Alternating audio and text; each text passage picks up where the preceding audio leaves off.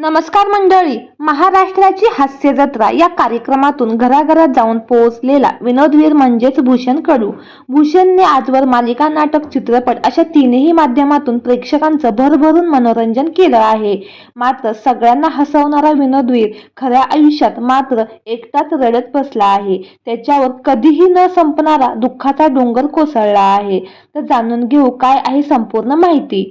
भूषण कडू गेल्या काही दिवसापासून सिनेसृष्टी, नाट्यसृष्टी आणि मालिका या तिन्ही माध्यमापासून खूपच दूर गेला आहे. मागील करोनाच्या महामारीत त्याच्या पत्नीचे दुःखद निधन झालं आहे. त्यामुळे तो पूर्ण तुटला आहे. पत्नीच्या अशा जाण्याने मुलाची जबाबदारी त्याच्या खांद्यावर येऊन पडली आहे. पत्नीच्या अशा अकाली जाण्याने तो पूर्ण तुटला. तो कलासृष्टीपासून दूर राहिला. त्यामुळे त्याची मानसिक आणि आर्थिक दोन्ही परिस्थिती ढासळली आहे. त्याला काही काम मिळेना. मुलाने सगळं सुख उपभोगलं होतं. आता तोच मुलगा बोलतो, बाबा आपल्याकडे सगळं काही होतं, आता का बरं नाही?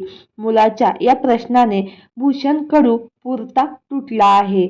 माझी आर्थिक परिस्थिती ढासळली आहे. आता फक्त मला मुलासाठी जगायचं आहे आणि त्याला सगळं सुख द्यायचं आहे. भूषण कडूच्या कामाबद्दल बोलायचं झालं तर तो शेवटचा महाराष्ट्राची हास्य जत्रा या शोमध्ये दिसला होता.